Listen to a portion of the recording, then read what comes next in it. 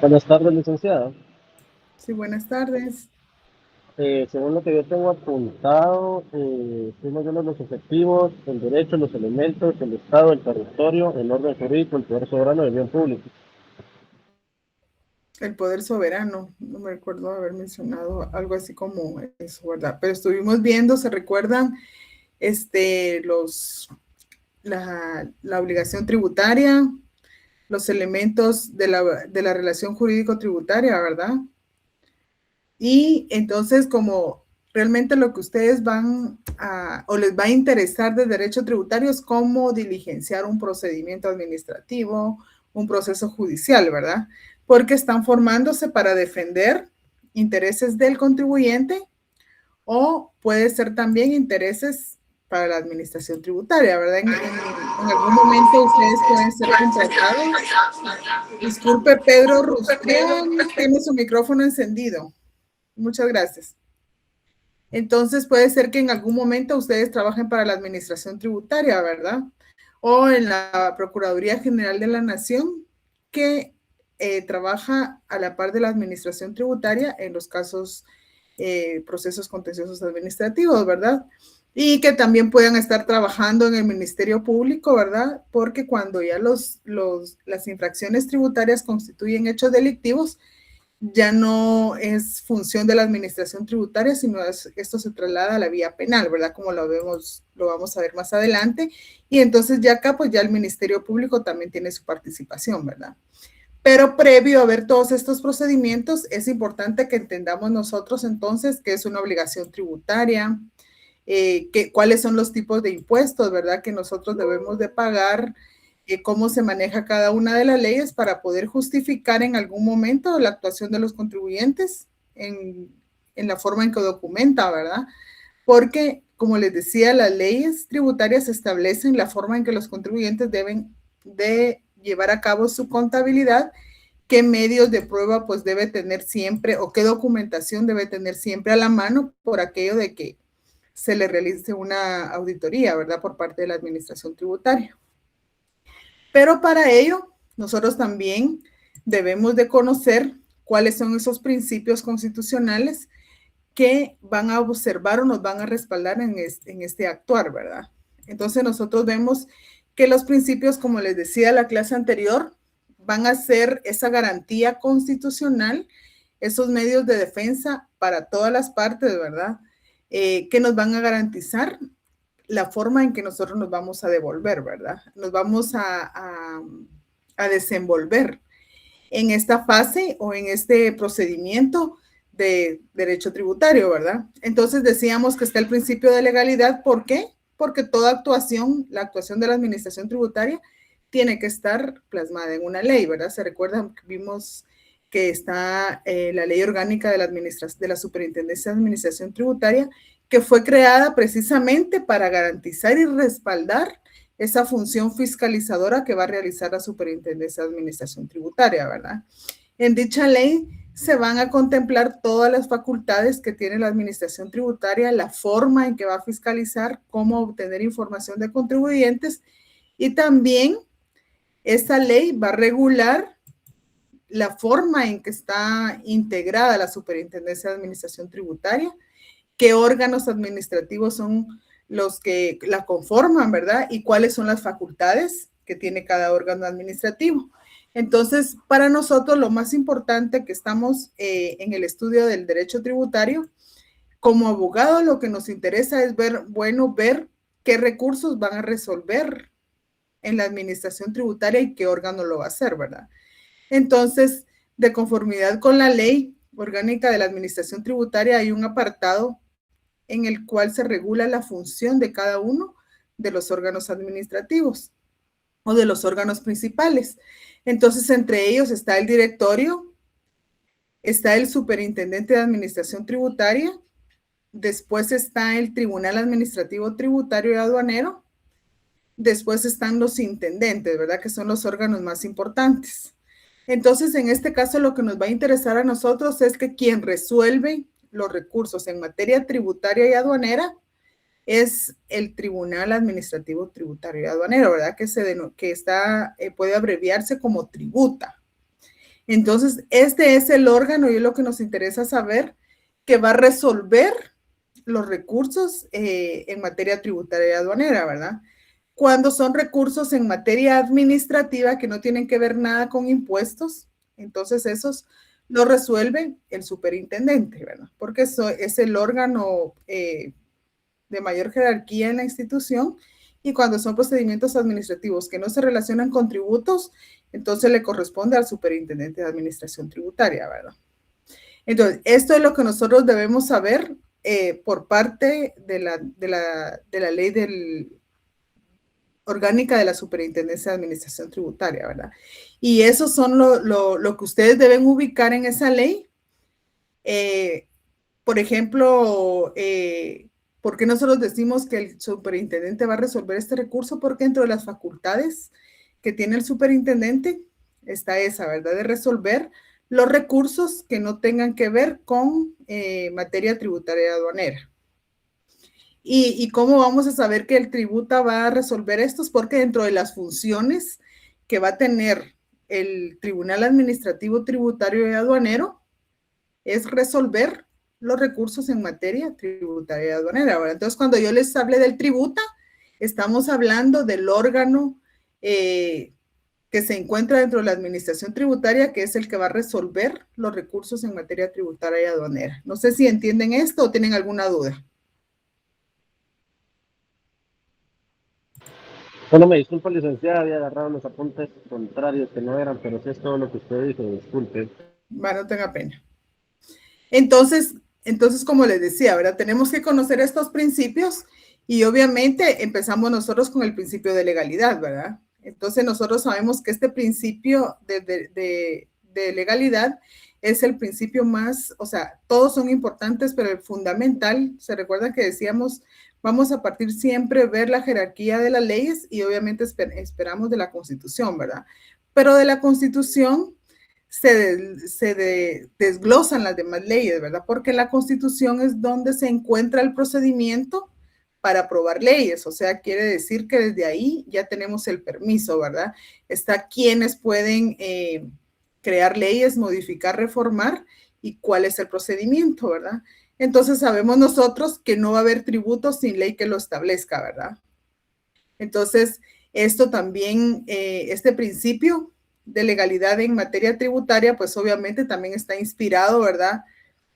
En el principio de legalidad que se regula en el derecho penal, que obviamente tampoco hay delito sin ley, no hay crimen, ¿verdad? Si no hay una pena que la condene, ¿verdad? Entonces, así sucede en el derecho tributario, no hay una sanción si no hay algo que la vaya a sancionar, ¿verdad? Entonces, nosotros sabemos que obviamente, como les decía, todo viene emanado siempre de la Constitución Política de la República, que es nuestra ley o nuestra Carta Magna, ¿verdad? Y que es la base fundamental en cualquier estado y que obviamente es la exigencia que va a necesitar un estado porque viene de la representación popular, ¿verdad? O sea, la Constitución Política de la República también establece cómo se va a elegir o quienes tienen la facultad para emitir o reformar leyes, ¿verdad? Y también en la misma Constitución establece que nosotros como ciudadanos somos los que vamos a delegaros esa representación del Estado en los diputados y por ende cualquier ley que ellos emitan y que cumpla todo el proceso legislativo, pues tiene plena validez, ¿verdad? Entonces, en este principio de legalidad quiere decir que todo tributo que sea sancionado por una ley, es decir, que sea aprobado, entonces ya queda a disposición, ¿verdad?, de un órgano que va a tener la potestad legislativa para poder hacer uso de esas facultades, ¿verdad? Entonces, para eso se crea la Superintendencia de Administración Tributaria, ¿verdad? Como la entidad que va a tener a su cargo la recaudación de los impuestos y que obviamente tiene que trabajar o tiene que hacerlo paralelamente o de conformidad con el presupuesto que previamente ha sido aprobado por el Congreso de la República, ¿verdad? Entonces, de acá nosotros partimos que ese principio de legalidad siempre va a proteger a los contribuyentes en su derecho de propiedad. ¿Qué quiere decir esto? los tributos siempre van a tener algunas restricciones de ese derecho de propiedad, ¿verdad? ¿Por qué? Porque sabemos nosotros que hay leyes tributarias que van a determinar un hecho generador en el cual el contribuyente en algún momento va a encuadrarse, ¿verdad? Entonces es algo que el Estado va a sustraer, por así decirles, cuando decimos el principio de legalidad, va a limitar ese derecho de propiedad del contribuyente, porque obviamente de esa propiedad de los contribuyentes el Estado va a sustraer, ¿verdad? Va a extraer algo que obviamente, como les decía, va a constituir un impuesto, ¿verdad? Entonces, obviamente, como les digo, tiene libertad de poder comercializar, de poder realizar cualquier acto, ¿verdad? Que la ley no prohíba, pero que en algunos momentos puede estar supeditado a un hecho generador en el cual se va a encuadrar, ¿verdad? Entonces, digamos nosotros que en Guatemala la ley debe contener esos elementos básicos que van a estructurar el tributo. Entonces, de eso partimos nosotros. Si tienen la Constitución Política de la República a la mano, a ver si ahí por el artículo 237, por ahí en adelante me ubican lo que es el principio de legalidad. 239, Nico. Sí, muy bien. Entonces, ¿me puede leer ese artículo? Artículo 239, principio de legalidad. Corresponde con exclusividad al Congreso de la República decretar impuestos ordinarios y extraordinarios, arbitrios y contribuciones especiales, conforme a las necesidades del Estado y de acuerdo a la equidad y justicia tributaria, así como determinar las bases de recaudación, especialmente en las siguientes. Inciso A, el hecho generador de la relación tributaria. Inciso B, las exenciones. Inciso C, el sujeto pasivo del tributo y la responsabilidad solidaria. Inciso D, la base imponible y el tipo impositivo. Inciso E, las deducciones, los descuentos, reducciones y recargos. Y inciso F, las infracciones y sanciones tributarias. Son nulas ipso iure las disposiciones jerárquicamente inferiores a la ley que contradigan o tergiversen las normas legales reguladoras de las bases de recaudación del tributo. Las disposiciones reglamentarias no podrán modificar dichas bases y se concretarán a normal lo relativo al cobro administrativo del tributo y establecer los procedimientos que faciliten su recaudación. Muy bien. Entonces nosotros vemos cómo la Constitución Política, o sea, empezamos nosotros desde la carta, desde la cúspide, ¿verdad?, de nuestra legislación. Entonces vemos nosotros que aquí empieza la regulación de este principio de legalidad, ¿verdad? Entonces acá cuando nosotros decimos que corresponde al Congreso, entonces sabemos nosotros que son leyes, ¿verdad? Que son leyes que van a pasar un procedimiento y son los únicos que están facultados en representación del pueblo de poder emitir. Pero acá en este artículo, si se dan cuenta, también dice que conforme a las necesidades del Estado y de acuerdo a la equidad y justicia tributaria. Entonces aquí estamos hablando del principio de equidad, ¿verdad? Entonces, así como determinar las bases de recaudación. Entonces, nosotros vemos que acá está en sí también regulado el principio de equidad. Entonces, en este artículo 239 se regulan estos dos principios, principio de legalidad y el principio de equidad. Dígame, Roberto. Hola, licenciada, buenas tardes, ¿me escucha? Sí, claro. Sí, solamente agregar, ahorita que usted mencionó, el compañero mencionaba también el artículo 239, donde menciona sobre la necesidad del Estado para crear un impuesto. Viene a mi mente que a principios de los 2000 creo que fue, o a finales de los 90, crearon un impuesto solidario, creo que era el IETAP, que fue un temporal, ¿verdad? Exacto.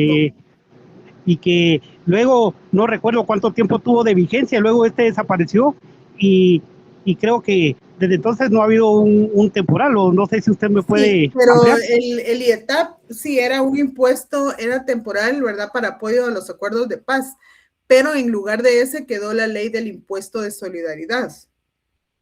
Ah, perfecto, gracias. Ajá, entonces prácticamente solo cambió de nombre la ley, por así decirlo, ¿verdad? Es el mismo impuesto que ese actualmente sí se regula, ¿verdad? Y ese lo vamos a ver en su oportunidad. Entonces vemos nosotros que en este artículo 239 se regula, como les decía, el principio de legalidad y el principio de equidad tributaria, ¿verdad? Además de ello, el Código Tributario, en el artículo 3, alguien que lo tenga por ahí, por favor, para darle lectura al artículo 3 y podamos participar tal vez alguien aparte de la compañera que ya nos apoyó. O digo yo. Lo leo yo, licenciada. Sí, muy bien. Artículo 3, materia privativa. Se requiere la emisión de una ley para 1. Decretar tributos ordinarios y extraordinarios, reformarlos y suprimirlos, definir el hecho generador de la obligación tributaria, establecer el sujeto pasivo del tributo como contribuyente o responsable y la responsabilidad solidaria, la base imponible y la tarifa o tipo impositivo. Número 2. Otorgar exenciones, condonaciones, exoneraciones, deducciones, descuentos, reducciones y demás beneficios fiscales, salvo lo dispuesto en el inciso R del artículo 183 de la Constitución Política de la República de Guatemala. 3. Fijar la obligación de pagar intereses tributarios. 4. Tipificar infracciones y establecer sanciones, incluyendo recargos y multas. 5. Establecer los procedimientos administrativos y jurisdiccionales en materia tributaria. 6. Fijar las normas de exención en los créditos tributarios por medios distintos a los establecidos en este código o en las leyes tributarias especiales. Número 7. Modificar las normas relativas a la percepción del derecho del contribuyente para solicitar la devolución de los pagos en exceso y la de los derechos del fisco para determinar y exigir los tributos, intereses, recargos y multas. Número 8. Establecer preferencias y garantías para el cumplimiento de las obligaciones tributarias. Son nulas ipso iure las disposiciones jerárquicamente inferiores a la ley que contradigan o tergiversen las normas contenidas en la Constitución Política de la República de Guatemala, en este código y en las demás leyes tributarias. Las disposiciones reglamentarias se concretarán a normar lo relativo al cobro administrativo del tributo y a establecer los procedimientos que faciliten su recaudación. Muy bien. Entonces, se están dando cuenta, espero que estén anotando o resaltando estos artículos, ¿verdad? Porque esto es lo que estemos viendo en clase, es lo que ustedes van a repasar para el examen, ¿verdad?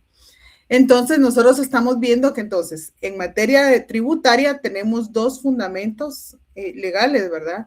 Que es el artículo 39 de la Constitución Política de la República y el artículo 3 del Código Tributario, ¿verdad? Que si se dan cuenta es como similar. Cuando dice decretar tributos ordinarios y extraordinarios, ¿verdad? Entonces, cuando hablamos de ordinarios es lo que siempre va a permanecer, lo que siempre va a estar, pero lo extraordinario es cuando entonces vienen esos temporales en algún momento, ¿verdad? Como lo fue en algún momento el IETAP. Y obviamente también en el momento se suprimió, ¿verdad? Entonces vienen estas modificaciones a la ley que de alguna manera, como les digo, necesitan una base imponible, una tarifa o un tipo impositivo, y eso únicamente se va a regular en cada ley específica, ¿verdad? Entonces, sabemos nosotros entonces que en base al principio de legalidad tiene que existir una ley, de lo contrario no nos pueden a nosotros solicitar el pago de un impuesto que no está tipificado como tal, ¿verdad? Las exenciones, sabemos, como lo vimos en la clase anterior, que las exenciones y las exoneraciones, deducciones, descuentos y todo esto, no le corresponde en sí a la Superintendencia de Administración Tributaria. Otorgar exenciones, sí, siempre y cuando se cumpla con lo que establece la ley, ¿verdad? Porque la ley, cada una de las leyes específicas de tributos van a establecer la forma y cómo documentar esas exenciones, ¿verdad? Ya cuando estemos viendo las leyes, nosotros vamos a poder determinar cuál va a ser la forma, quiénes están exentos, quiénes están afectos a cada uno de los impuestos, ¿verdad? Pero en sí, en el artículo 3 del Código Tributario establece, salvo lo dispuesto en el inciso R del artículo 183 de la Constitución Política de la República, porque en este caso es únicamente el presidente el que puede conceder exoneraciones, deducciones, ¿verdad? Con relación a los impuestos. No sé si alguien le da lectura al artículo 183, pero solo al inciso R. O sea, lee el título del 183, de qué se trata, y se va al inciso R, por favor. Artículo 183. Funciones del presidente de la República, inciso R. Exonerar de multas y recargos a los contribuyentes que hubieran incurrido en ellas por no cubrir los impuestos dentro de los términos legales o por actos u omisiones en el orden administrativo.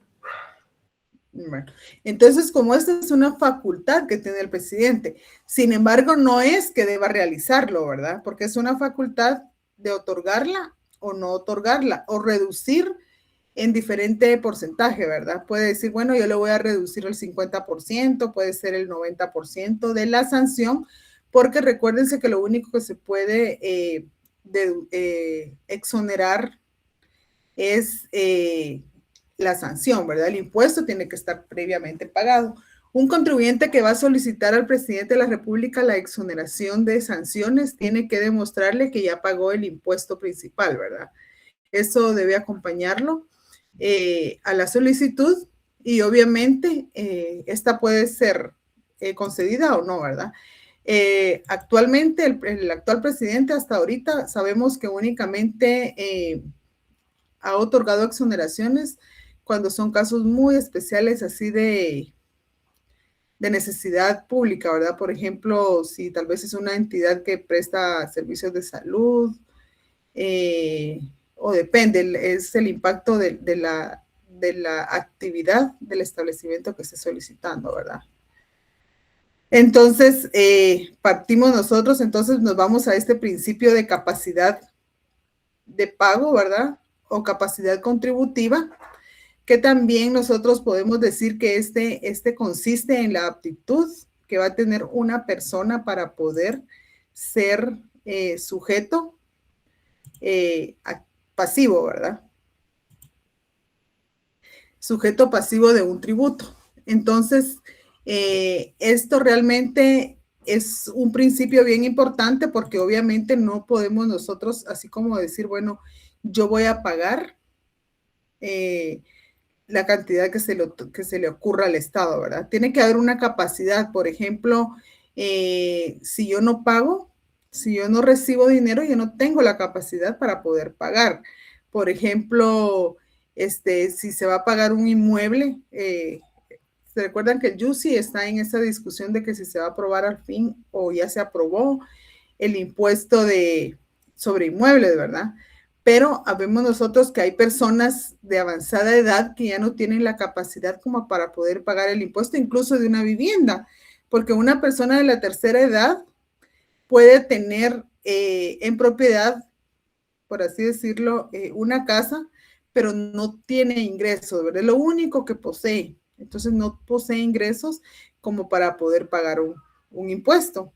Entonces la capacidad contributiva o capacidad de pago se refiere a esto, ¿verdad? No pueden seleccionarte también hechos imponibles en circunstancias o situaciones que obviamente no sean idóneas y que reflejen esa capacidad contributiva que va a tener una persona, ¿verdad? Entonces, por eso es que el sistema tributario debe estructurarse de esa manera, de tal manera de que no puedan perjudicar, ¿verdad?, a personas que obviamente no tienen una participación más allá de lo que es una pensión, por así decirlo, ¿verdad? O una ayuda que va a tener, sino que obviamente tienen que ser rentas altas de ingresos que vienen aparejadas o relacionadas con una actividad lucrativa, por así decirlo, ¿verdad? Entonces, esto es lo que nosotros podemos decir que un contribuyente puede en algún momento exceder de esa capacidad contributiva, ¿verdad? Entonces, por eso es que cuando se hace esta determinación de quiénes van a pagar el impuesto, tenemos que tener cuidado cómo vamos a defender o dónde nos vamos a fundamentar, ¿verdad?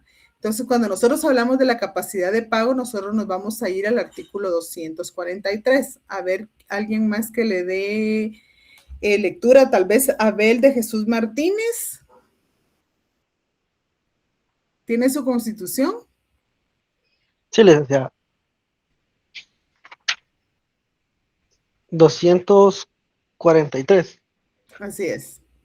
Principio de capacidad de pago. El sistema tributario debe ser justo y equitativo. Para el efecto de las leyes tributarias serán estructuradas conforme al principio de capacidad de pago. Se prohíben los tributos confiscatorios y la doble o múltiple tributación interna. Hay doble o múltiple tributación cuando un mismo hecho genera atribuible al mismo sujeto pasivo, es gravado 2 veces o más por uno o más sujetos con el poder tributario, o por el mismo evento o periodo de imposición. Los casos de doble o múltiple tributación, al ser promulgada la presente Constitución, deberán eliminarse progresivamente para no dañar al fisco. Exacto. Entonces, ¿qué sucede? Ahora las leyes tributarias, o sea, las leyes a veces afectan o se indica que está afectando tales actos o ciertas entidades. Sin embargo, en algunas se hace la observación, ¿verdad? Si que no pague, por ejemplo, timbres fiscales, ¿verdad? O paga IVA o paga timbres fiscales. Entonces, dice, si ya pagó el IVA, entonces ya no se paga. Tiene que como comprobar, ¿verdad? Que pagaron algún impuesto cuyo requisito la ley exige, que si ya se pagó, en esa no se va a cobrar, ¿verdad? Pero eso lo vamos a ir viendo conforme vayamos analizando las leyes tributarias, ¿verdad? Porque ahí es donde se va a indicar las excepciones. Después nos vamos al principio de generalidad. Entonces vieron, ¿verdad? El principio de capacidad de pago está en el artículo 243. Ya vamos identificando 3 principios en la Constitución Política de la República, ¿verdad? Principio de legalidad, principio de equidad y el principio de capacidad de pago. ¿Alguna duda hasta acá o comentarios sobre estos principios? Licenciada, disculpe, una duda solo para entender. En el artículo 239 de la Constitución mencionaba que encontramos el principio de legalidad y el principio de equidad. Ahora, Ajá. en el artículo 3 del Código Tributario, ahí encontramos un principio, perdón. Mire, es el principio de legalidad también, pero como estamos Sí. hablando ahorita de los principios constitucionales. Ah, ok, O sea, entonces el 3 también abarca el principio de legalidad. ajá, El código, pero en el Código Tributario. exacto. Pero ahorita estamos identificando los principios constitucionales, o sea, los principios tributarios, pero que están regulados en la Constitución Política de la República. Entonces, mire, a lo que quiero llegar es que, por ejemplo, ¿verdad? En algún momento del proceso o del procedimiento judicial que ustedes van a llevar a cabo, o se va a llevar a cabo en todo esto, cuando nosotros llegamos a la interposición, cuando ya se agotó toda la vía judicial, ¿verdad? Que en el presente caso en derecho tributario es ante la Corte Suprema de Justicia. Entonces ya digamos que ahí finalizó todo, pero todavía tenemos una carta bajo la manga, dijera, ¿verdad? Que es la acción constitucional de amparo, que la puede interponer el contribuyente si aún siente que le están vulnerando algún principio constitucional, ¿verdad? O un derecho. Entonces, porque obviamente esto es objeto de un amparo, ¿verdad? Dígame, Roberto, ahorita continuamos. Sí, licenciada, solo disculpe, con relación al artículo 243 del que acabamos de leer o que leo la compañera o compañero, se refiere a la ley que se aprobó este año sobre la ley de legados y donaciones, sobre herencias, creo que es ley sobre herencias, legados y donaciones. ¿A eso se refiere este artículo, no? No precisamente se refiere a este artículo porque eso ya estaba regulado desde antes, ¿verdad? Pero es una modificación o es algo que también necesita el principio de legalidad. ¿Y cuál es el afán o por qué se exoneró eso, verdad? Eso se reformó en la cosa, ¿verdad? ¿Qué pasó con esa ley de herencia, legados y donaciones que se suprimió, ¿verdad? Ahora ya no se paga. Así es. Gracias, Pero hay licenciada. que ver, pero acuérdense que tenemos que leer la ley para ver cuáles van a ser los requisitos, o sea, no es solo, ay, sí, ya no, o sea, no es que la ley diga suprema, o sea, hay casos y va a haber una forma en que se va a desarrollar esa ley, ¿verdad? Tenemos que leer el contexto de por qué es lo que se va a exonerar, cómo, qué requisitos, etcétera, ¿verdad? Entonces, Gracias. como son leyes nuevas, o sea, cada cuestión que se va dando es como de ver en qué campo, cómo se va a aplicar, ¿verdad? Porque no es que así en el sentido literal se vayan a suprimir. Entonces, en algún momento puede regular ciertos requisitos o a quienes va a aplicar, que tal vez no puede aplicar a todos, ¿verdad? Entonces, hablamos también del principio de generalidad, que esto significa que cuando una persona se halla en esas condiciones que marcan el deber de contribuir, o sea, nos encuadramos en el hecho generador, entonces esto pues nos abarca a todos, ¿verdad? De eso se trata el principio de generalidad, que cuando una persona se encuadra en el hecho generador, pues entonces ya esta ley le va a marcar el deber de tributar, ¿verdad? Cualquiera que sea su categoría social, no importa si de qué nacionalidad es, la edad que tenga, entonces simplemente ya sea sujeto de derechos y obligaciones y se encuadra en el hecho generador, entonces tiene que tributar, ¿verdad? De eso se trata el principio de generalidad. Y además de ello, pues no se trata de que todos deban pagar, sino que nadie debe ser eximido por privilegios personales. Todos tenemos las mismas condiciones de clase social o de ingresos, pero todos debemos tributar. Esta es la generalidad, ¿va? Todos debemos tributar. Dígame, Walter. Yo tengo una duda, o me surgió una duda ahorita, licenciada. Cuando hablamos, por ejemplo, de tributar, ¿verdad? Tenemos, por ejemplo, nosotros, cada uno tiene su trabajo y dependiendo de cuál sea el renglón de su contrato, genera, o sea, impuestos. Al momento de que sea un menor de edad que trabaje, que tenga la aprobación, creo que es de la Inspección General de Trabajo, y se cumpla todos los requisitos que la OIT marcan, este también tributa, un menor de edad. Pues fíjese que no creo porque, mire, pues, o sea, sí, nunca he visto un caso, pero cuando usted es mayor, tiene que tener un NIT para poder tributar, ¿verdad? Uh-huh. Y acuérdese que las personas hasta que son mayores de edad nos dan ese número de identificación tributaria, ¿verdad? Ok, perfecto. Gracias, Lic. Sí, entonces, como esos son regímenes que la verdad que tendría que analizarse, ¿verdad? Cuando son menores de edad, porque obviamente acuérdense que cuando son menores de edad, también hay ciertas condiciones para que puedan trabajar los menores de edad, ¿verdad? No es que todo quien quiera trabajar a los 17 años ya lo puede hacer, ¿verdad? Toda la ley estipula qué edad, pero también estipula en qué condiciones o en qué casos se va a permitir que trabaje un menor de edad, ¿verdad? ¿Se recuerdan? ¿Alguien sabe en qué casos es? O tal vez si no saben, alguien que sí lo sepa. Yo recuerdo que es con previa autorización de los tutores o los padres si tienen un contrato especial y tiene que tener garantías, es decir, un trabajo donde no tenga riesgos por parte del contratante. Ajá. Miren, o puede ser también por orden judicial cuando se ve que hay una necesidad también, ¿verdad? Para que un menor trabaje. De que sea de ayudar a la familia, etcétera. Como le digo, tiene que ser así de necesidad para que sea también aceptado por mismos derechos del niño, ¿verdad? Y que tiene toda persona que es menor de edad. Pero entonces vamos nosotros encaminados a que en la generalidad decimos nosotros todos tenemos que pagar, nadie tiene privilegios.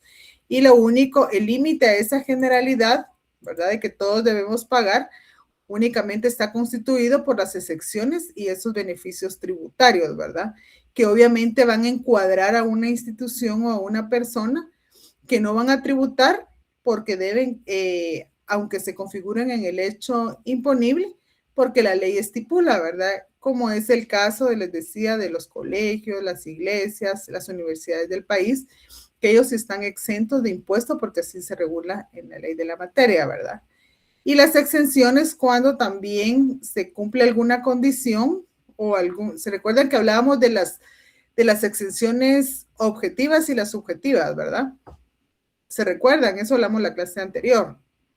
Unas que recaen sobre la actividad y otras que van a recaer sobre las personas o entes, ¿verdad? Entonces nosotros decimos que el límite, ojo con esto, el límite a la generalidad está constituido únicamente por las exenciones y beneficios tributarios, ¿verdad? Entonces, estas exenciones y beneficios obviamente van a tener carácter excepcional, ¿verdad? Esa va a ser la excepción a la generalidad, ¿verdad? Y obviamente, como decimos, cuando se funden en razones, obviamente, económicas, sociales, políticas, pero en razón de esos privilegios y que obviamente le va a dar la facultad, ¿verdad? Ya sea total o puede ser parcial, ¿verdad? Por ejemplo, en los colegios y universidades del país están exentos, pero en todo lo que tenga que ver con educación, ¿verdad? Ahora, si la universidad o un colegio decide vender útiles escolares, uniformes, etcétera, eso no va a estar exento, ¿verdad? Del pago del impuesto. Entonces sabemos, ¿verdad? El principio de generalidad, todos tenemos derecho a tributar, nadie tiene ningún privilegio y el único límite es las exenciones y los beneficios tributarios. Y entre esos beneficios tributarios puede estar las exoneraciones, ¿verdad? Que es un beneficio que le va a dar el presidente a otorgar la solicitud de una exoneración. Díganme, bueno, nadie está levantando la mano, solo están ingresando. Entonces, entienden hasta acá estos principios que son como los más principales, ¿verdad? Que nosotros podemos determinar, porque obviamente podemos estar nosotros en una posición, ¿verdad? En el cual nosotros podemos estar desarrollando algunas actividades o podemos estar realizando nosotros una actividad mercantil, pero que no la estamos dando a conocer o no nos estamos comportando como contribuyentes responsables porque no nos hemos inscrito, ¿verdad? Entonces nosotros podemos decir, bueno, estamos hablando nosotros de esos privilegios que a veces decimos nosotros como personas tal vez lo merecemos porque no vamos a pagar un impuesto cuando pues, estamos empezando o estamos intentando a ver cómo nos va en un negocio, ¿verdad? Entonces, para ello entonces, tenemos que tener cuidado porque todo eso, al ser descubierto, pues obviamente nos va a ser sujeto a todas las fiscalizaciones que en algún momento puede dar. Sí, las ventas en línea ahorita es algo que se quiere regular, pero se tiene que ir buscando la forma de cómo, ¿verdad? Porque muchas personas ahora se están generando, pero todavía como que no se ha creado la plataforma o la forma de poder fiscalizarlos, ¿verdad? Entonces, poco a poco se van creando las herramientas y obviamente en su momento, pues, se va a tener que hacer, ¿verdad? Pero es algo que obviamente va quedando más allá de lo que es la obligación tributaria que cada quien, o sea, cada persona responsable pueda tener, ¿verdad? O sea, cómo se van a poder cuidar, por así decirlo, ¿verdad? Nosotros sabemos que cuando hablamos nosotros de ese principio de generalidad y partimos nosotros de que la Constitución Política de la República a veces lo regula, ¿verdad? En alguna manera que nosotros tal vez no la estamos identificando plenamente, pero cuando nosotros vemos los deberes y derechos civiles, nosotros también tenemos que interpretar, ¿verdad?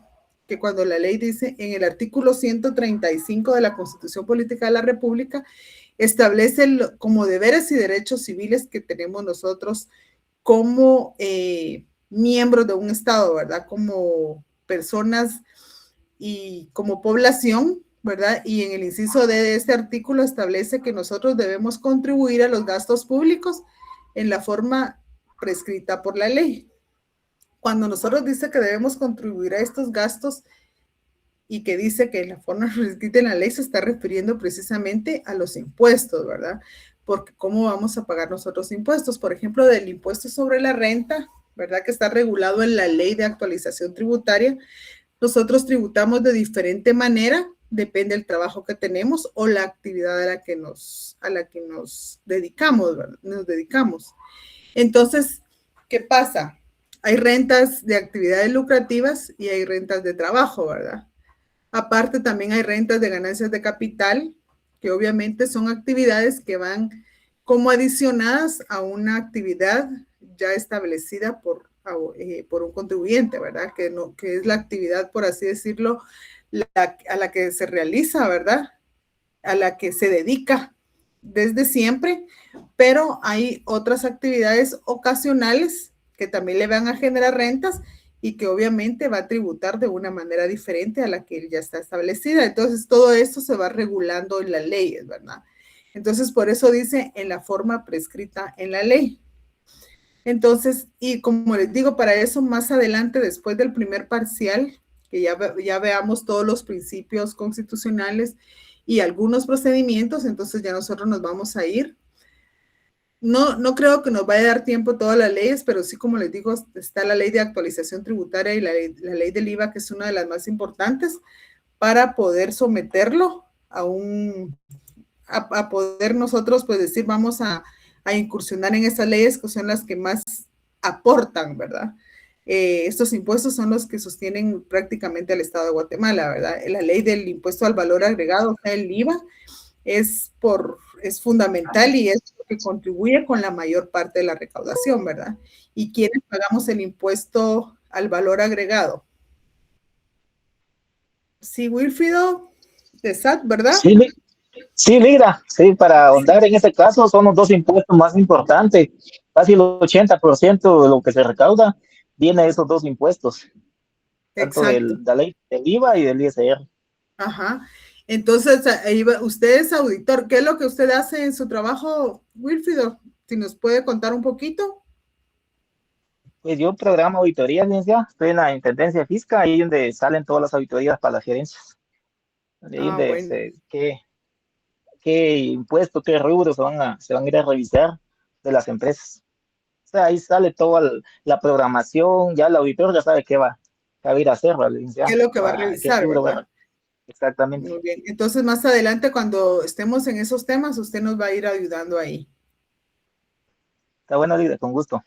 Bueno, muchas gracias. Entonces, nosotros vemos, ¿verdad? Entonces, vamos también a entonces, eso, como les digo, lo vamos a ver en su momento, porque son los tributos. Entonces, decimos, bueno, si con eso es lo que más recauda el Estado, tenemos que tener en cuenta cómo es que nosotros podemos estar afectos a estos impuestos, ¿verdad? Y pues uno siempre anda viendo la forma en que menos tribute, qué régimen me favorece, etcétera, ¿verdad? Entonces, estamos también en el principio de igualdad, que es como similar al principio de generalidad, pero en el principio de generalidad, si se recuerdan, es nadie tiene privilegios, todos debemos tributar de igual manera, ¿verdad? En el principio de igualdad, esta está basada más que todo en esa capacidad contributiva que tiene todo contribuyente. Es decir, que obviamente podemos tener los mismos ingresos, entonces nosotros vamos a tributar igual, ¿verdad? Porque tenemos el mismo ingreso. A eso se trata el principio de igualdad. En consecuencia de ello, hay un tratamiento diferente para quienes tienen más capacidad de tributar, ¿verdad? Quienes más ingresos tienen, pues obviamente van a tributar más. Entonces, por eso es que después de cierto monto a veces cambian porcentajes, ¿verdad? Entonces, pero cuando es un porcentaje, entonces obviamente el que gana más va a tener que aportar más, ¿verdad? Y obviamente esto es lo que se trata más que todo, tratar iguales a los que son iguales, ¿verdad? Pero no tratar como iguales, por ejemplo, a las personas que van a ganar diferente y tienen que pagar lo mismo, ¿verdad? Eso sería como injusto. Entonces, de eso se trata el principio de igualdad. En iguales condiciones, en iguales ingresos, pues obviamente el tratamiento tiene que ser igual, ¿verdad? En igualdad de situaciones o circunstancias. Entonces, por ello es que el principio de igualdad se va a reflejar en ese parámetro.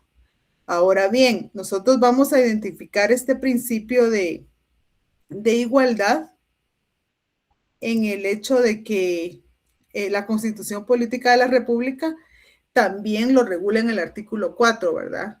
La igualdad como base del impuesto y de las cargas públicas siempre va a estar contenida en este artículo 135, creo yo que es, del mismo cuerpo legal. Y obviamente cuando nosotros hablamos que todos somos iguales, ¿verdad? Este principio de igualdad también va sumergido el derecho tributario, ¿verdad? Nosotros somos iguales, tenemos las mismas condiciones, vamos a trabajar en lo mismo, vamos a tener la misma base de impuesto, por lo tanto, la tasa impositiva va a ser la misma, ¿verdad? Pero al tener diferentes ingresos, entonces ya la ley se inclina en que obviamente cada quien de conformidad con la capacidad contributiva que va a tener, ¿verdad? Entonces de acá partimos nosotros, que ese principio también debe ser interpretado como un límite, ¿verdad?, al poder fiscal, ¿verdad? Porque obviamente nosotros tenemos la obligación de poder en algún momento que la administración tributaria o en una fiscalización se vayan, por ejemplo, a infringir ciertos principios que atenten con esa igualdad que la Constitución nos da, ¿verdad? Es decir, bueno, yo no puedo estar tributando más de lo que ya la ley establece, ¿verdad? Por eso están los principios, porque cualquier procedimiento que no sea adecuado por parte de la administración tributaria debe ser respaldado o defendido, ¿verdad? En base a estos principios que se regulan en la Constitución Política de la República para utilizarlos en el momento procesal oportuno, ¿verdad? Entonces, está el principio de proporcionalidad también, que se refiere al hecho de que las contribuciones por los habitantes deben hacerse también en proporción a singulares manifestaciones de capacidad contributiva.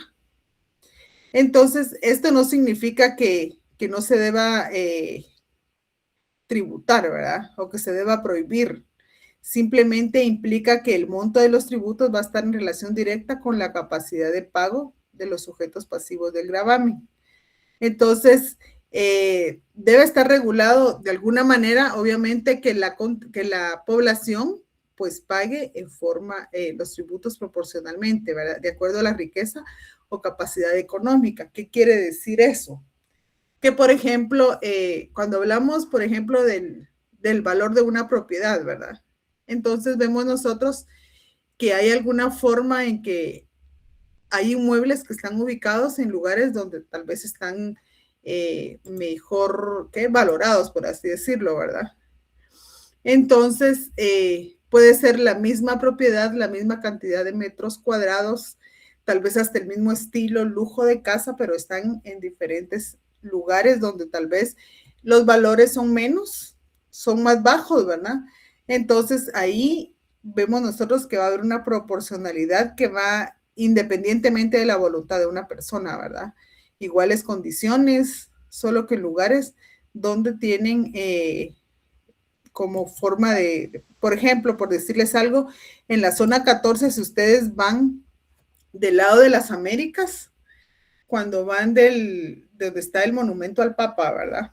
Según me dijo alguien alguna vez por ahí, estamos que cuando uno va del monumento al Papa para los próceres, del lado derecho, las propiedades, la diferencia es bien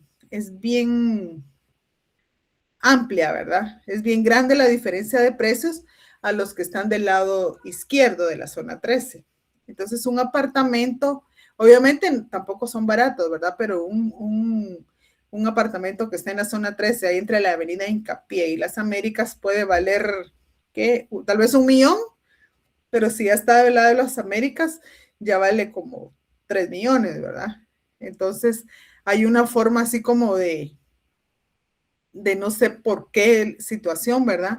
Pero hay una proporción, ¿verdad? Que obviamente por los límites que establecen, o no sé cuál es el método que utilizan de valoración, ¿verdad? Entonces, hay una diferencia, ¿verdad? En cuanto al pago del use, incluso del mantenimiento. Son gastos que tal vez no están relacionados con impuestos, pero el pago de mantenimiento de un edificio en un lugar así sube, ¿verdad? En Carretera El Salvador, una cuota de mantenimiento es casi como el de una renta de 2.500, etcétera, mientras que en otros lados es de 800, 600, ¿verdad? Lugares donde supuestamente son más bajos los precios. Entonces vamos nosotros... ¿Sí? En Cayalá también, en Cayalá el mantenimiento es carísimo. Exacto. Entonces nosotros vamos, no sé qué otro ejemplo podríamos dar con este principio de proporcionalidad, proporción a las manifestaciones de capacidad contributiva que van a tener los contribuyentes, ¿verdad? Entonces, pero nosotros nos vamos, nosotros siempre a ese principio. Sí, dígame, Alejandra. Sí, licenciada, disculpe, una pregunta. Yo estoy comprendiendo en este caso, no sé si usted me puede ampliar porque sí me perdí un poco, al respecto de que entiendo que el principio de proporcionalidad como que va inmerso dentro del principio de capacidad contributiva. Ajá. O sea, no hay un punto en el cual uno pueda, bueno, por lo menos yo no lo encontré dentro de la explicación, en el que uno pueda decir, este es un principio de distribución de capacidad contributiva y este es el de, pues, de proporcionalidad. El de capacidad contributiva, yo debo tener la capacidad para poder tributar. Si no la tengo, no la voy a no voy a poder pagar.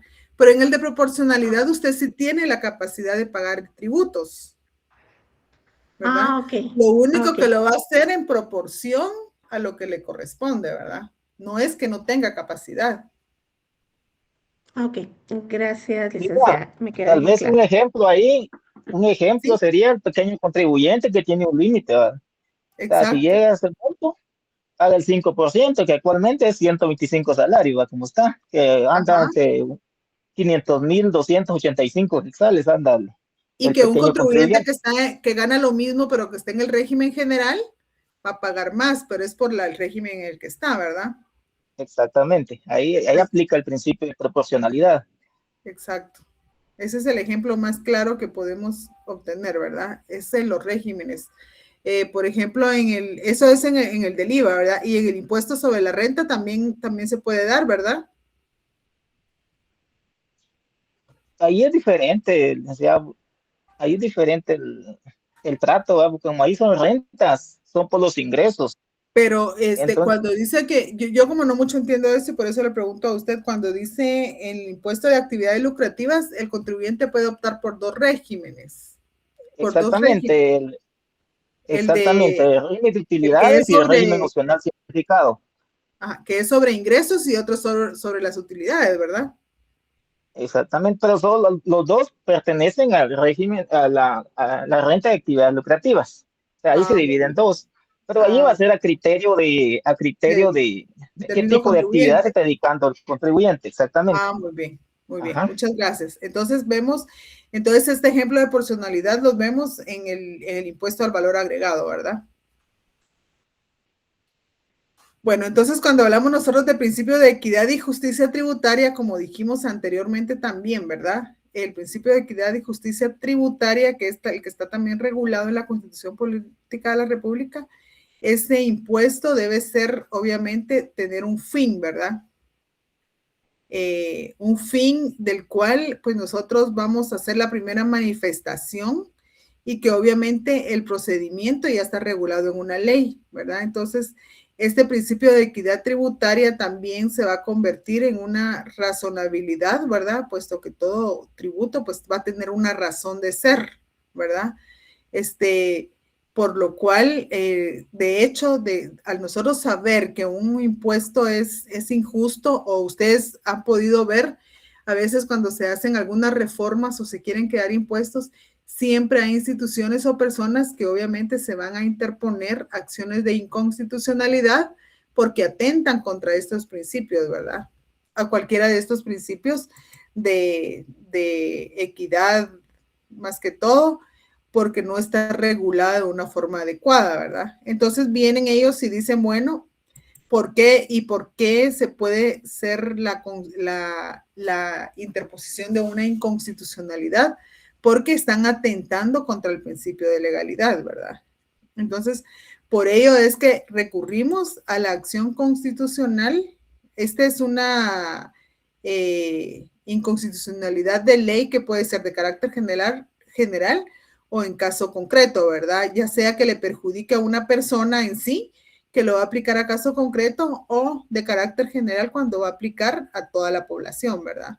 Entonces, por eso es que los principios constitucionales, como les digo, únicamente tienen una forma de poder ser defendidos y es mediante una acción constitucional únicamente, ¿verdad? Y entre estas acciones constitucionales está el amparo y la inconstitucionalidad. Por eso es que, como les digo, que es hasta que finalizamos nosotros ese procedimiento judicial que se va a establecer si en todo el procedimiento administrativo y judicial hubo alguna vulneración a todos esos principios constitucionales que están plenamente identificados en la Constitución Política de la República, ¿verdad? Entonces, de ahí nosotros vamos a partir, porque la misma Constitución también habla de la no confiscatoriedad, ¿verdad?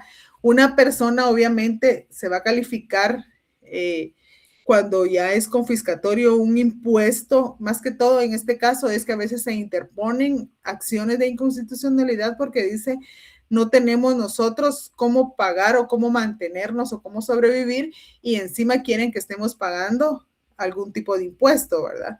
Entonces aquí, ¿qué pasa? Se desvirtúa la función que tiene el Estado de poder proteger a las personas, de poder otorgarles los beneficios que la misma Constitución otorga, ¿verdad? Que es el de capacidad contributiva, y estos pues obviamente van a contradecir de alguna manera esa confiscación porque se va a privar de bienes a una persona o entidad cuando obviamente este no tiene la capacidad, ¿verdad?, de poder tributar. Entonces, esto es lo que nosotros podemos hablar entonces, por ejemplo, cuando nosotros decimos qué ejemplo nosotros podríamos tener para hablar del principio de no confiscatoriedad, o sea, a lo contrario, ¿verdad? ¿Cómo vamos a creer nosotros que el Estado no nos va a confiscar? Porque obviamente hay protecciones que el contribuyente va a tener por ejemplo, a veces son cuestiones políticas, por así decirlo, ¿verdad? Que obviamente se van a limitar a un derecho de propiedad y que obviamente pueden en algún momento confiscar bienes, ¿verdad?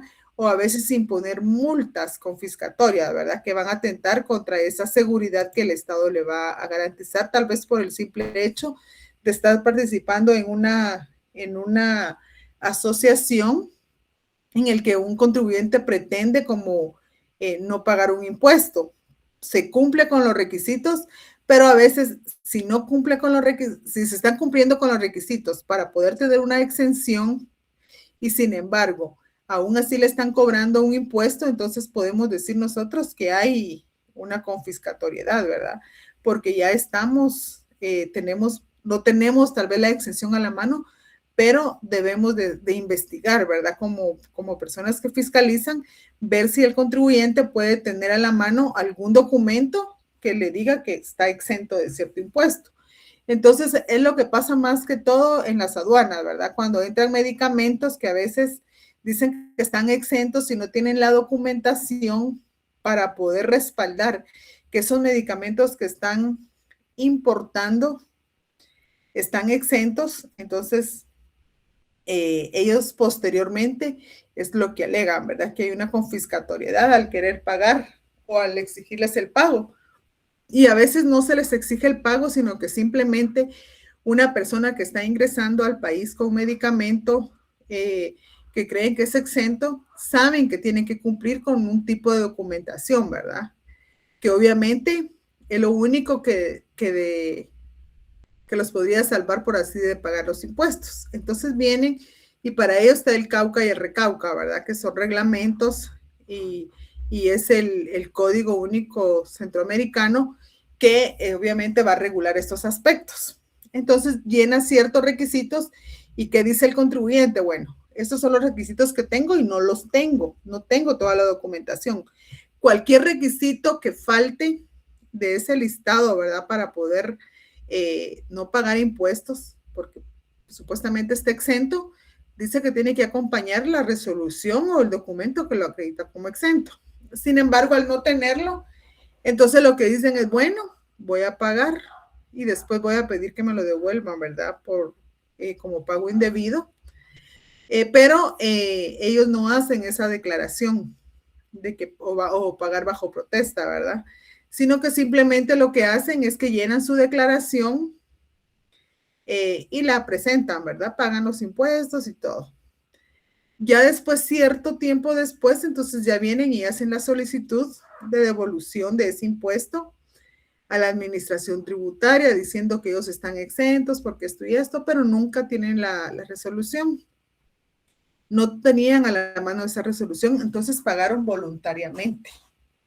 Cuando un contribuyente paga voluntariamente o hace una declaración sin manifestar oposición, esto ya no se puede devolver porque ya es una declaración de voluntad que está haciendo, es una declaración jurada y que para poder solicitar el exceso o algo tiene que hacer una protesta, ¿verdad?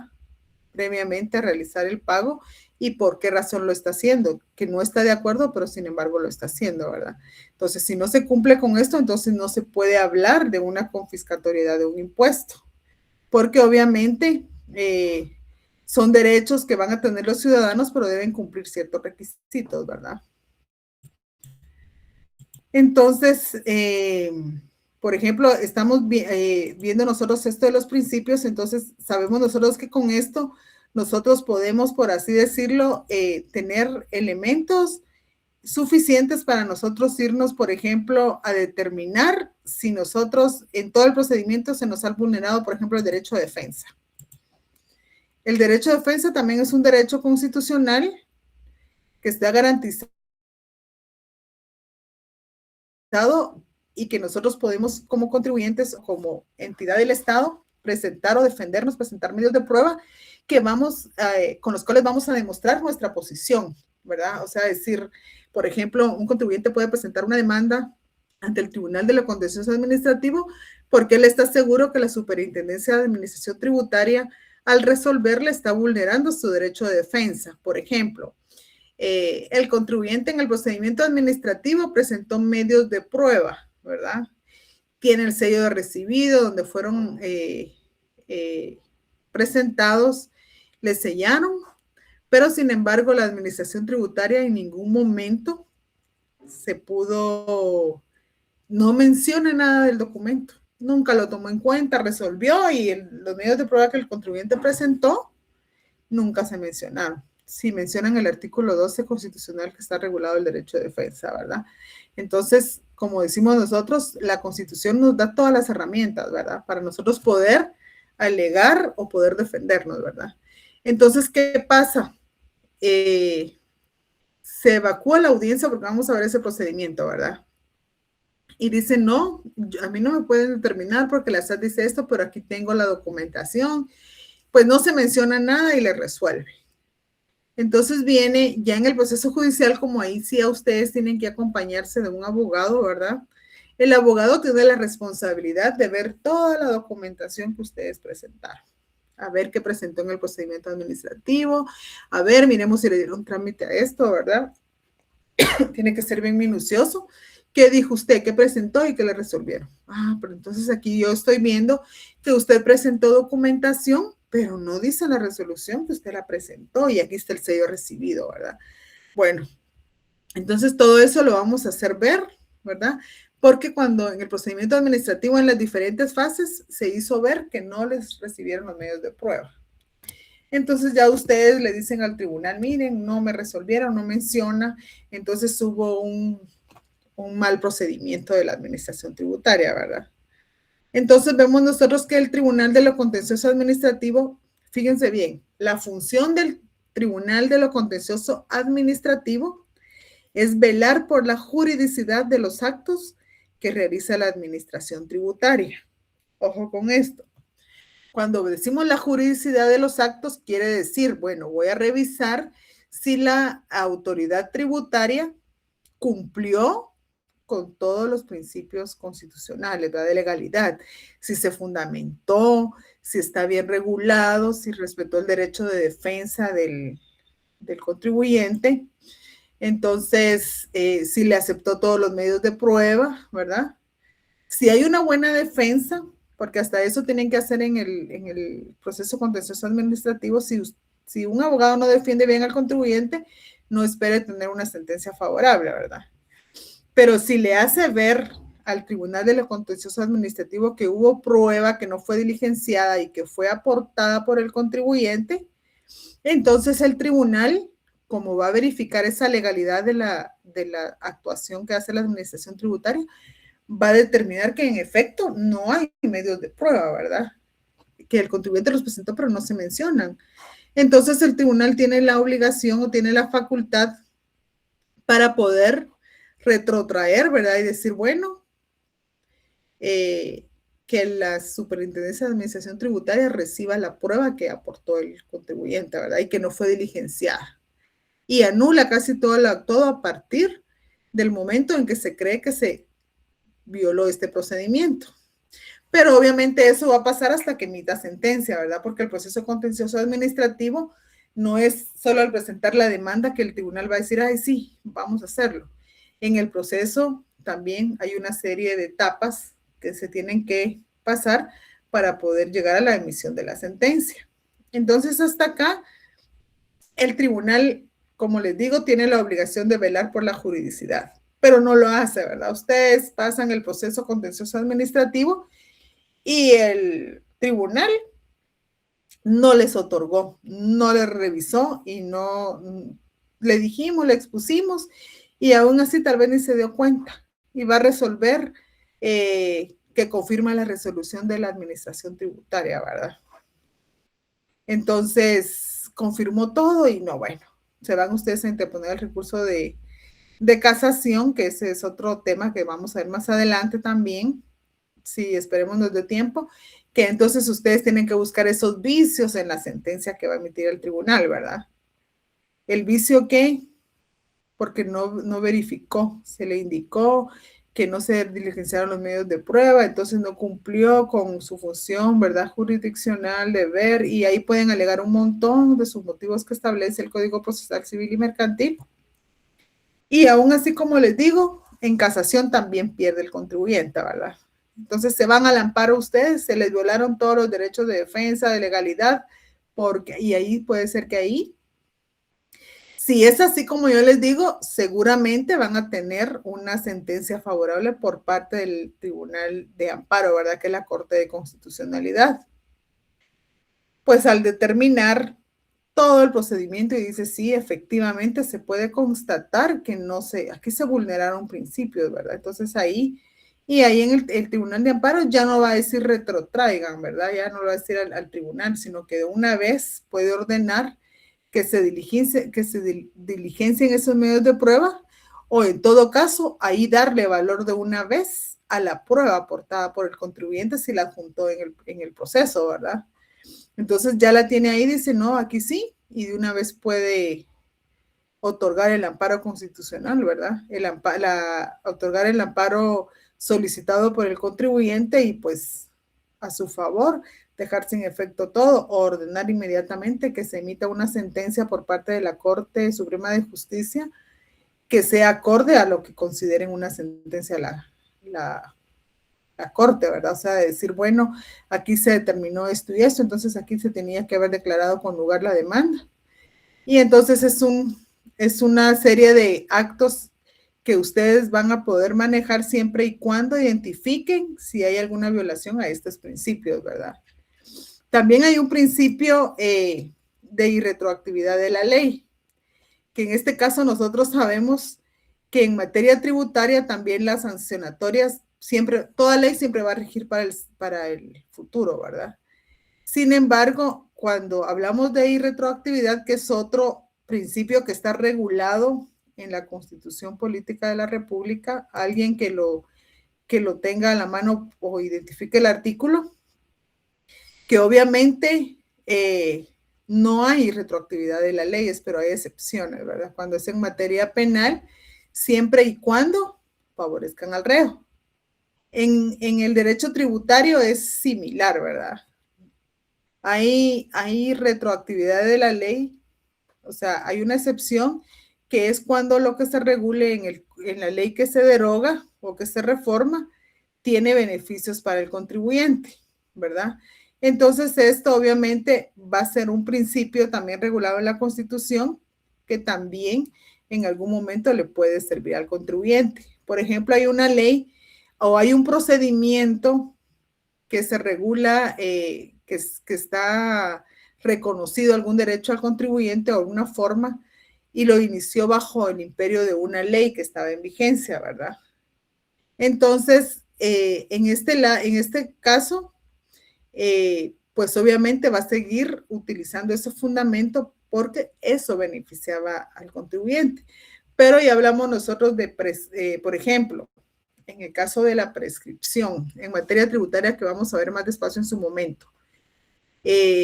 Por ejemplo, en la devolución de crédito fiscal, antes se establecía, ¿verdad? No había plazo, por así decirlo, para poder presentar la solicitud de devolución de crédito fiscal. Sin embargo, la ley ahora establece que es en el plazo de 4 años que prescribe la acción, ¿verdad? Tanto la facultad que tiene la SAT para hacer fiscalizaciones como a los contribuyentes para pedir la devolución de ciertos pagos, ¿verdad? Entonces, hay ciertos elementos que regulaba una ley que ya quedó sin vigencia, pero cuando se presentaron las solicitudes de devolución, antes de regularse eso, se les daba trámite, ¿verdad? Después de que ya la ley regula que hay un plazo, entonces la ley entró en vigencia en cierta fecha, a partir de esa fecha ya no se va a retrotraer, solo lo que haya iniciado trámite antes de esa modificación a la ley, ¿verdad? Solo cuando hay beneficios para el contribuyente es que va a haber la excepción a la irretroactividad de la ley en derecho tributario, que es como similar a lo que sucede en el derecho penal, ¿verdad? Entonces, con estos principios nosotros ya tenemos claro cuál es la plataforma sobre la que nosotros nos vamos a desenvolver y cómo podemos nosotros en algún momento poder defendernos, ¿verdad? En un procedimiento administrativo. Tenemos claro en qué consiste cada uno de los principios y en el momento en que nosotros estemos analizando algún caso podemos identificar si hay vulneración a estos principios constitucionales, ¿verdad? Cuando ya los tenemos claros y de qué se trata cada uno de ellos.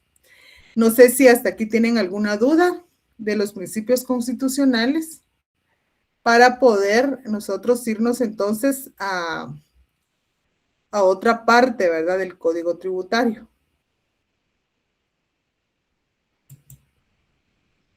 ¿Me dicen, tienen alguna duda o comentario con relación a estos temas? No, licenciada, por mi parte todo claro en lo de los principios. Muchas gracias. Entonces nosotros vamos a ver cuáles son, por ejemplo, cuando nosotros vamos a ver la determinación de una obligación tributaria, ¿verdad? ¿Cómo es que nosotros vamos a determinar que hay una obligación, la determinación de la obligación tributaria? Acuérdense que estábamos viendo lo que es la relación jurídico-tributaria y la obligación tributaria, ¿verdad? Se recuerda que era la relación que se da entre que hay elementos de esa relación jurídico-tributaria, pero no lo vamos a vincular con lo que es la determinación de la obligación tributaria. Ojo con ello. Entonces, ¿qué es la determinación de la obligación tributaria? Esta es una institución mediante la cual se va a establecer el monto de un tributo a pagar, ¿verdad? Y obviamente estos actos siempre van a ser emitidos por la administración tributaria. El contribuyente también puede establecer una autodeterminación de su obligación tributaria, ¿verdad? Pero obviamente esto siempre va a estar sujeto a una revisión por parte de la Superintendencia de Administración Tributaria, cuando corresponda, ¿verdad?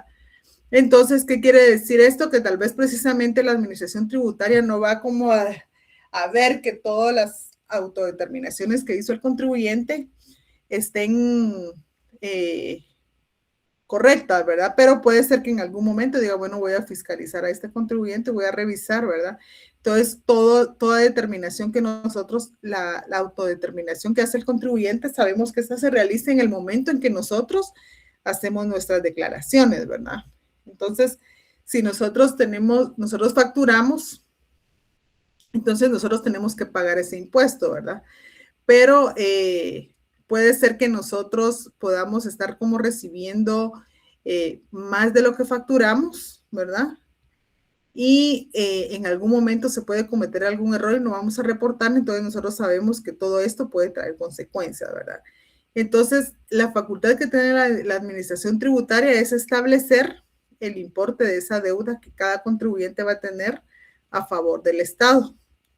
Entonces, es esa determinación de la obligación tributaria, entonces el acto en la que se va a determinar o en el que se va a determinar la cantidad, ¿verdad? O el monto del tributo que se va a pagar a favor del Estado. Obviamente esto se va a establecer a quién hay que pagar, dónde hay que pagar, cómo hay que pagarlo, ¿verdad? Depende el impuesto que nosotros vayamos a pagar. Entonces, esta determinación, como les digo, ya estamos hablando nosotros de monto, ¿verdad? Entonces, en el Código Tributario, en el artículo 103, ¿alguien por favor le puede dar lectura? Al artículo 103 del Código Tributario. Artículo 103, determinación.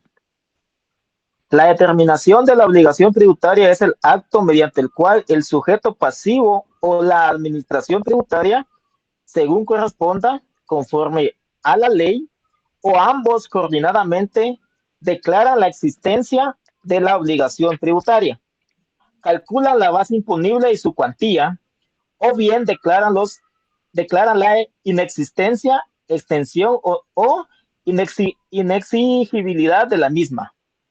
Entonces, la determinación de la obligación tributaria es el acto por el cual declaran la existencia de la obligación tributaria, ¿verdad? O bien declaran la inexistencia, la exención o que no es exigible la misma, ¿verdad? A eso se le va a determinar obligación tributaria. Entonces, por ello nosotros debemos identificar plenamente, porque si no sabemos qué es una determinación tributaria, nosotros no podemos entonces hacer un procedimiento administrativo, ¿verdad? O sea, o iniciar un procedimiento administrativo, porque ¿qué vamos nosotros a defender o qué vamos a alegar? Nosotros siempre vamos a establecer una forma, ¿verdad?, de cómo poder nosotros, por así decirlo, por ejemplo, el artículo 4 del Código Tributario también establece que determinada la obligación tributaria, el contribuyente o responsable deberá pagarla sin requerimiento por parte de la administración tributaria, ¿verdad? Aquí no hay conflicto. Yo ya sé que tengo una obligación tributaria y antes de que me requieran yo voy a pagar, ¿verdad? Entonces, el contribuyente pues obviamente es responsable de presentar esas declaraciones, ¿verdad? La ley establece la forma en que lo debe realizar o también puede pues contratar los servicios de un contador para que le haga las declaraciones si él lo entiende, ¿verdad? Pero obviamente tienen que saber, porque obviamente el responsable del cumplimiento de las obligaciones es el mismo contribuyente, ¿verdad? Entonces, el hecho de que una persona, un contador le haga el trámite, entonces a veces si lo hace de manera incorrecta, el responsable pues va a ser el contribuyente. Aunque aparte el auditor diga, ay, me equivoqué, no se preocupe, aquí fue mi error y yo voy a pagar la multa, ¿verdad? Etcétera.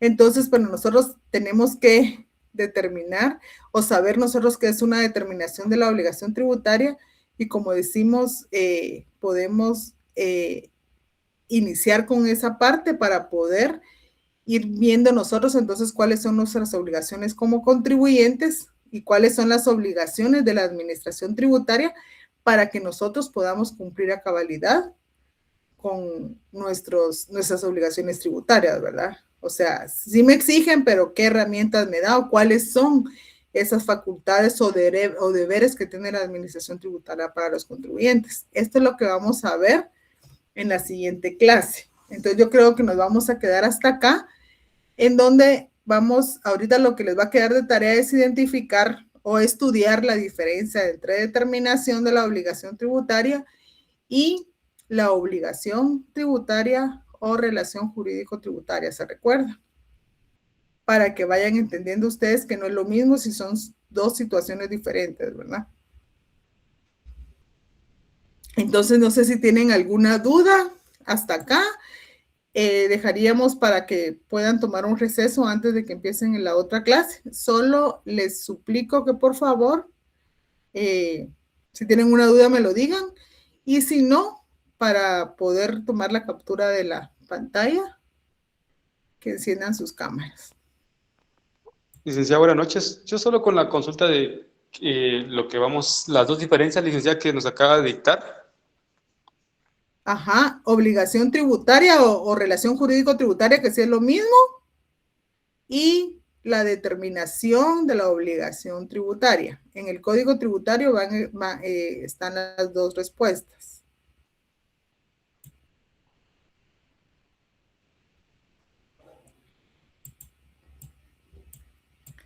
No sé si le quedó... Ya puntualidad, muy amable, gracias. Muy bien. Entonces, yo creo que eso sería todo por el día de hoy. Y los veo el jueves, primero Dios, a las 7 de la noche. Gracias. Se cuida. Feliz noche. Feliz noche.